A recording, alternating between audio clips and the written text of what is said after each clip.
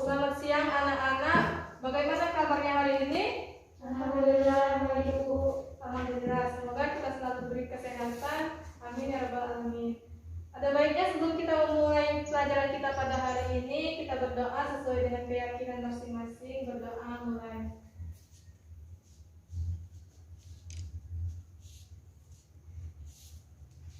Berdoa selesai. Apakah ada yang tidak hadir? Ya, itu akan mengakses terlebih dahulu. Miftahul Jannah, Saya Bu. hadir.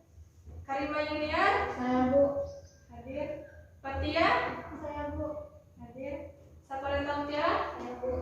ya, hadir.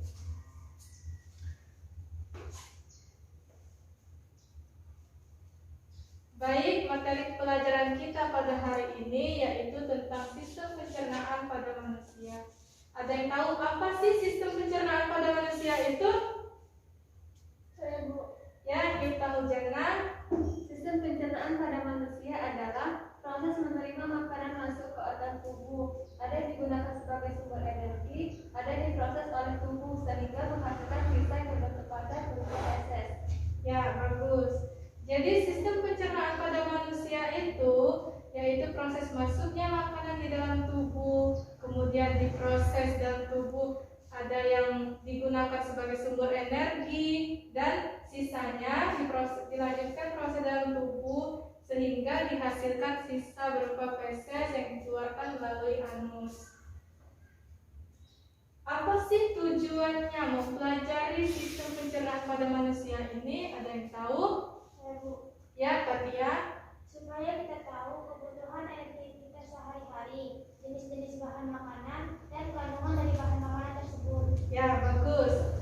Jadi tujuannya kita mempelajari sistem pencernaan pada manusia ini supaya kita tahu kebutuhan energi tubuh kita, zat-zat makanan yang dibutuhkan oleh tubuh kita, nutrisi, jenis-jenis zat makanan, kandungan yang ada pada makanan tersebut, organ yang berperan dalam sistem pencernaan itu sendiri, dan proses pencernaan pada manusia itu sendiri. Anak-anak, apakah kalian sudah makan? Sudah Bu. Kenapa sih kita harus makan?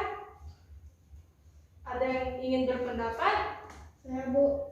Ya, Karimah Yuniar. Untuk memenuhi kebutuhan energi yang didapatkan dari makanan. Ya, jadi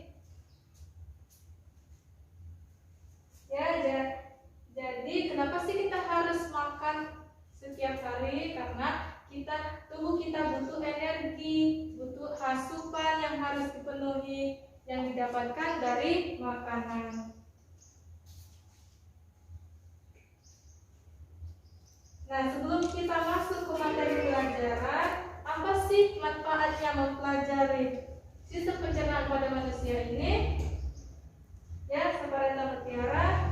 Untuk memenuhi kebutuhan energi dalam tubuh, untuk mengetahui banyaknya nutrisi yang dibutuhkan oleh tubuh, dan untuk mengetahui proses pencernaan dalam tubuh.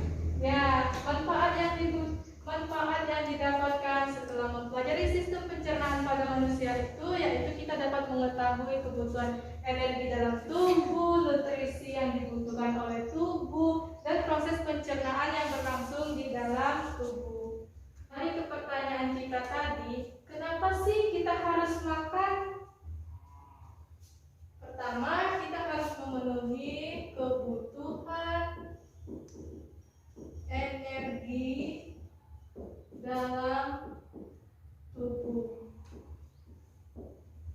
Ya.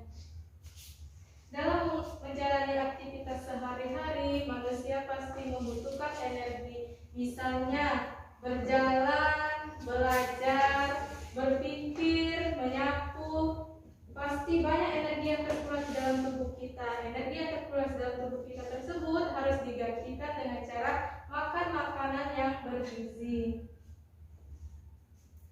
Ada yang tahu faktor apa saja sih yang mempengaruhi kebutuhan energi? Yang pertama, misalnya ada orang yang sudah tua dan rentan, dan yang selanjutnya ada orang yang masih muda. Orang yang rentan tersebut tidak mampu melakukan aktivitas yang berat-berat, sedangkan orang yang masih muda masih bisa dan masih sanggup melakukan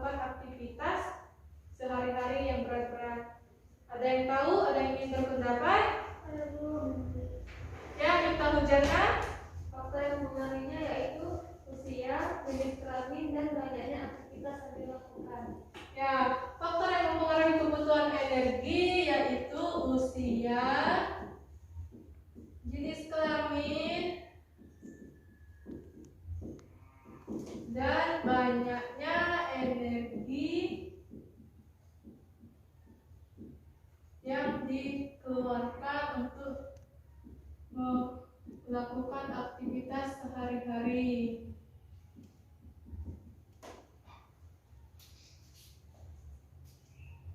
Jumlah kalori dalam makanan dan jumlah energi dihitung dalam satuan kalori.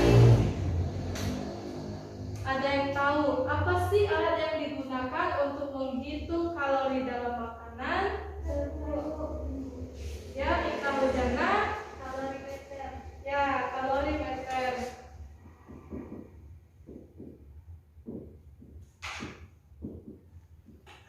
Alat yang digunakan untuk menghitung kalori dalam makanan, menghitung jumlah kalori dalam makanan, yaitu kalorimeter.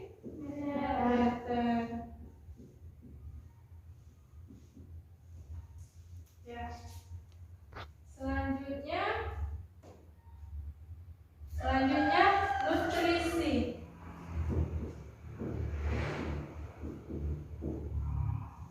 Apa sih yang ada di pikiran kalian setelah mendengar kata nutrisi? Ada yang ingin berpendapat?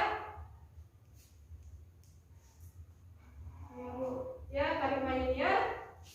Zat yang dibutuhkan dalam tubuh sebagai sumber energi menjaga kesehatan, menunjang proses pertumbuhan dan berlangsungnya fungsi normal jaringan dan organ tubuh. Ya, bagus. Ada yang ingin menambahkan? Ya, nutrisi yaitu zat yang dibutuhkan oleh tubuh. Zat yang dibutuhkan oleh tubuh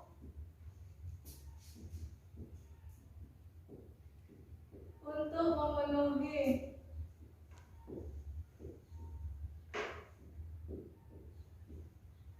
kebutuhan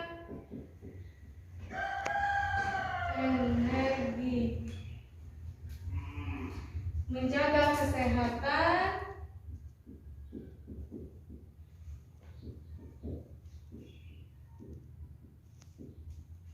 dan menunjang proses pertumbuhan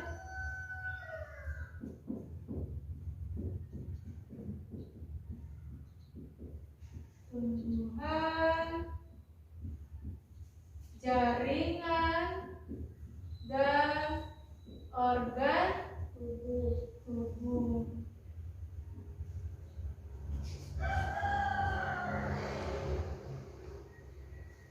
Ada yang tahu berapa macam sih nutrisi yang digunakan dalam tubuh? Ya, siapa yang tahu? Tiara? Ada 6. Ya, bagus. Yang pertama yaitu karbohidrat, kemudian protein, lemak, terus apa lagi? Mineral, vitamin, dan Air. ya. Karbohidrat merupakan sumber energi utama yang dibutuhkan oleh tubuh. Karbohidrat merupakan penyumbang terbanyak kepada tubuh manusia. Karbohidrat dibedakan menjadi 2, yaitu gula, pati, dan serat. Gula merupakan karbohidrat yang paling sederhana. Ada yang tahu contoh gula karbohidrat yang paling sederhana itu? Ya, kita Jana. Madu, buah-buahan, Susu. Ya, bagus. Jadi contohnya seperti pada makanan buah-buahan, madu, dan susu. Selanjutnya pati dan serat, yaitu termasuk ke dalam karbohidrat yang lebih kompleks.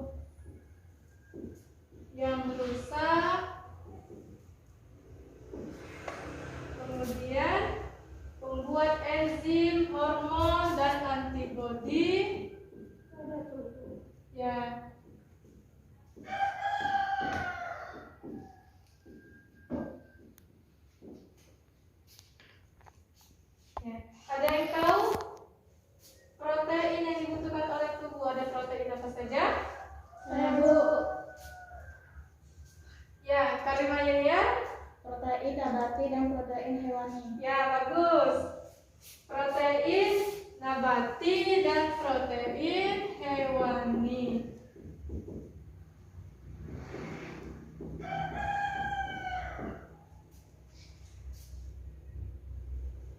Protein nabati biasanya berasal dari kacang-kacangan seperti pada tempe, tahu, kacang kedelai, dan lainnya.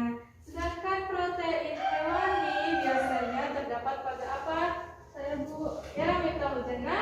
pada telur, daging. Ya, bagus. Protein hewani biasa terdapat pada telur, ikan, daging, dan keju. Selanjutnya yaitu nutrisi selanjutnya apa? Lemak. Apa sih fungsi lemak? Lemak berfungsi sebagai unit penyimpanan energi di dalam tubuh. Berdasarkan strukturnya, ada berapa sih lemak itu? 2. Ya, lemak tak jenuh dan lemak jenuh.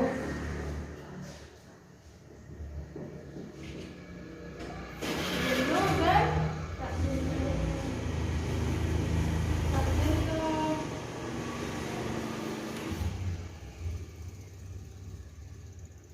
Lemak jenuh akan memadat pada keadaan suhu kamar, sedangkan lemak tak jenuh akan mencair pada keadaan suhu kamar.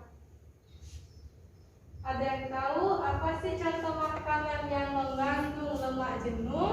Saya Bu, Ya, Mita Hujana. contohnya yaitu keju, mentega, susu. Ya, bagus. Lemak jenuh biasanya terdapat pada keju, mentega, daging, dan minyak kelapa, dan sebanyak lagi.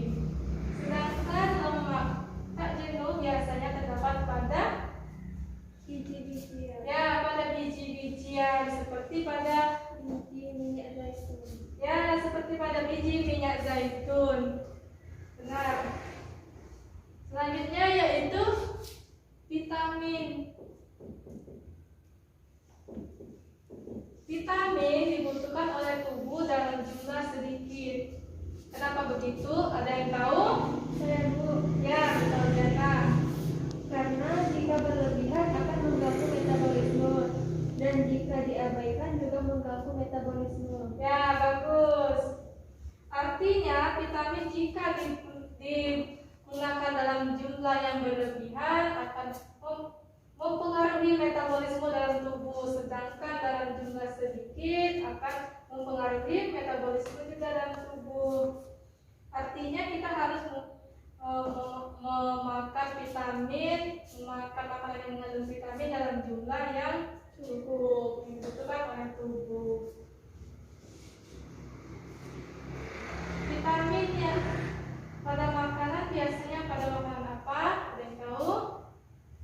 Sayur-sayuran, Ya, sayur-sayuran, buah-buahan, buah-buahan,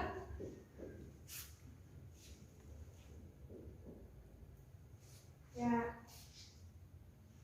Contohnya, misalnya jika tubuh kekurangan vitamin A, maka mata kita akan merasa rabun.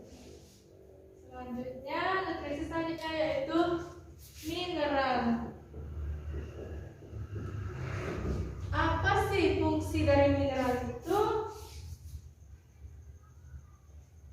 Mineral berfungsi dalam proses pembangunan sel, membangun reaksi kimia, mengangkut oksigen ke seluruh tubuh, serta pertumbuhan dan pemeliharaan tulang.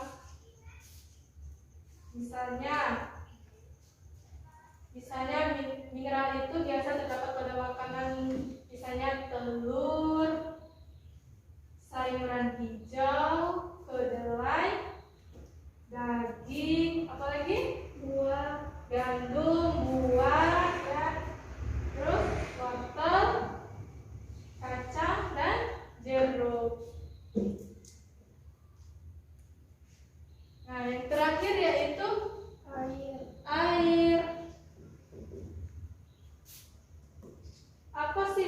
air itu, apa sih fungsi air di dalam tubuh manusia?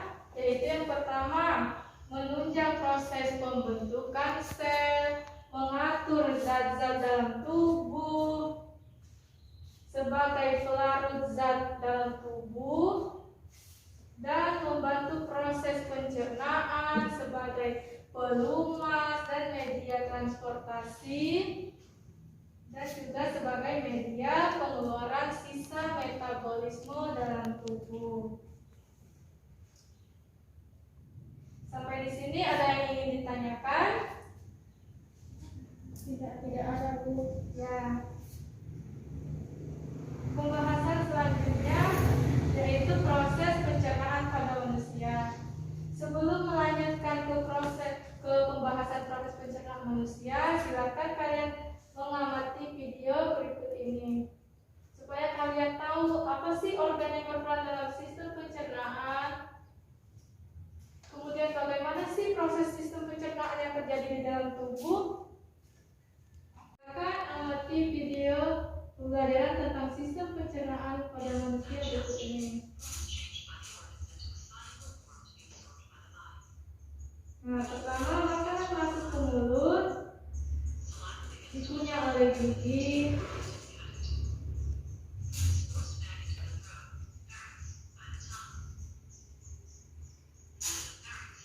kemudian menuju ke kerongkongan,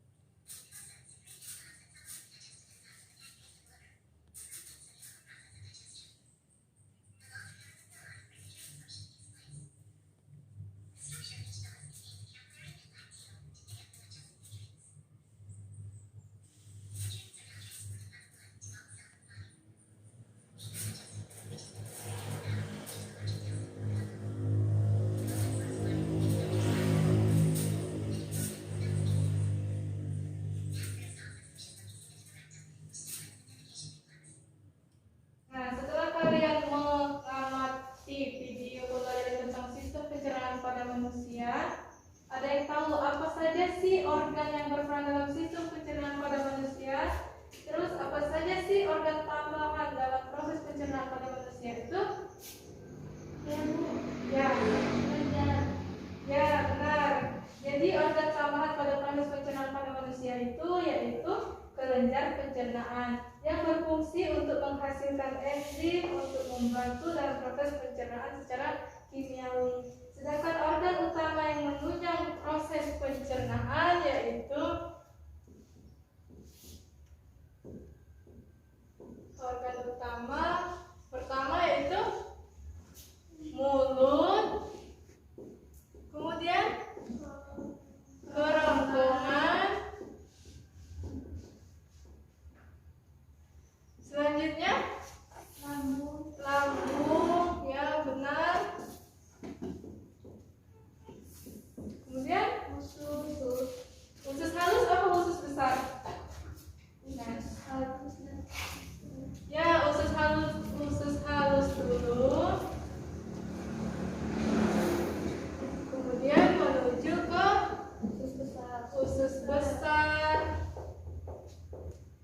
Kemudian ke rektum dan keluar menuju anus.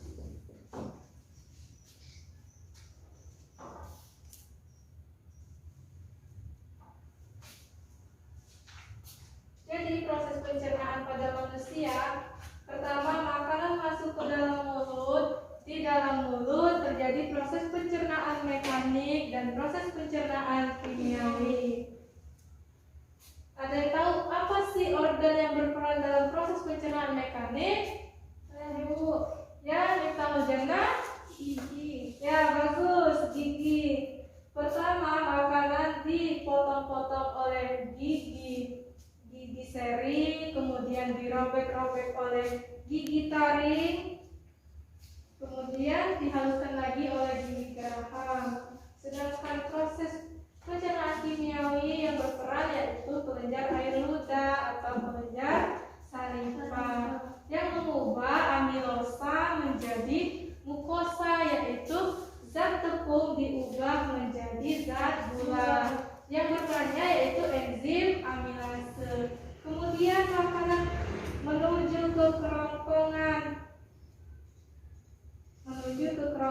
Di pangkal kerongkongan terdapat sebuah katup. Ada yang tahu apa sih nama katupnya? Saya Bu, Ya, katup epiglotis. ya benar, katup epiglotis. Pada saat makanan masuk ke kerongkongan, otomatis katup epiglotis akan menutup. Sedangkan jika manusia bernapas, katup epiglotis secara otomatis akan membuka. Kemudian makanan menuju ke lambung. Di dalam lambung terjadi proses pencernaan mekanik dan juga proses pencernaan kimiawi. Proses pencernaan mekaniknya yaitu lambung akan berkontraksi, mengaduk-aduk makanan yang ada di dalam lambung. Sedangkan proses pencernaan kimiawinya yaitu makanan akan dipecah menjadi ke bentuk yang lebih sederhana. Makanan akan bercampur dengan getah lambung sehingga makanan akan bercampur dengan getah lambung yang diproses oleh pepsid dan renin. Kemudian makanan menuju ke usus halus. Ada yang tahu berapa bagian sih usus halus itu? 3. Ya, 3 bagian, yaitu bagus, 3 bagian, yaitu usus 12 jari atau duodenum, usus kosong atau jejunum, dan usus penyerapan atau ileum. Di dalam usus halus terjadi proses penyerapan sari-sari makanan. Kemudian makanan menuju ke usus besar. Di dalam usus besar terjadinya pengaturan kadar air dan proses pembusukan oleh bakteri. Ada yang tahu apa sih nama bakterinya? Bakteri E. coli. Sehingga sisa-sisa makanan itu berbentuk padat dan berbau busuk yang disebut sebagai feses, keluar melalui rektum, kemudian menuju anus. Ya, itulah proses pembelajaran kita tentang sistem pencernaan. Ada yang ingin ditanyakan? Ya, jika tidak ada, silakan kalian membentuk kelompok 2 orang, kemudian diskusikan apa yang kita pelajari pada hari ini dan catat di buku catatanmu, rangkum apa saja sih pembahasan kita pada hari ini tentang materi sistem pencernaan. Kemudian 5 menit ke depan akan kita presentasikan dan kita simpulkan bersama-sama. Nah, baiklah anak-anak, apakah kalian sudah mencatat? Sudah, Bu. Kelompok mana dulu yang ingin mempresentasikan? Ya, kelompok Mita Mujana. Berdasarkan hasil diskusi kami, yaitu sistem pencernaan merupakan proses menerima makanan masuk ke organ tubuh. Ada yang digunakan sebagai sumber energi, ada yang diproses oleh tubuh, sehingga menghasilkan sisa yang berbentuk padat berupa feses. Manfaat dalam mempelajari sistem pencernaan itu yaitu untuk memenuhi kebutuhan energi dalam tubuh, untuk mengetahui banyaknya nutrisi yang dibutuhkan oleh tubuh, dan untuk mengetahui proses pencernaan dalam tubuh. Ya, bagus. Selanjutnya dari kelompok 2, siapa yang perwakilan presentasi? Saya, Bu. Ya, silakan Karima Yuniar. Berdasarkan hasil dari kelompok kami, saya dapat menyimpulkan mengapa makanan itu penting untuk memenuhi kebutuhan energi yang didapatkan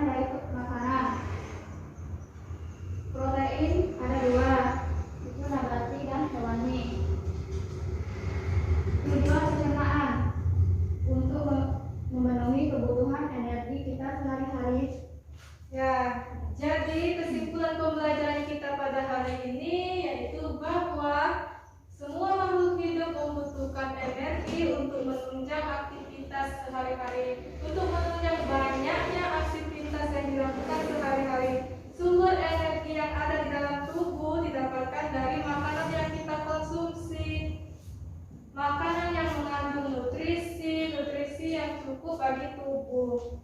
Nutrisi yaitu berupa karbohidrat, protein, lemak, vitamin, air, dan mineral supaya proses pencernaan di dalam tubuh kita berjalan dengan baik, terhindar dari berbagai macam penyakit. Ya, beri tepuk tangan kepada kelompok bintang mudana dan kelompok 2 kelompok Patia. Oke, baiklah, mungkin sampai di sini saja pembelajaran kita tentang sistem pencernaan pada manusia. Ada baiknya kita akhiri pembelajaran kita pada siang hari ini. Berdoa, mulai.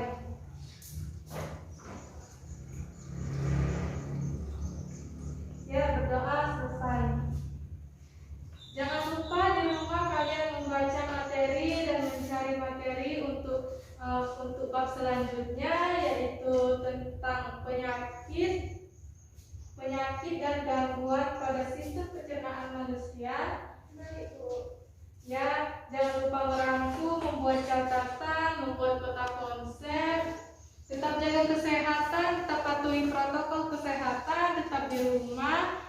Baiklah, mungkin ini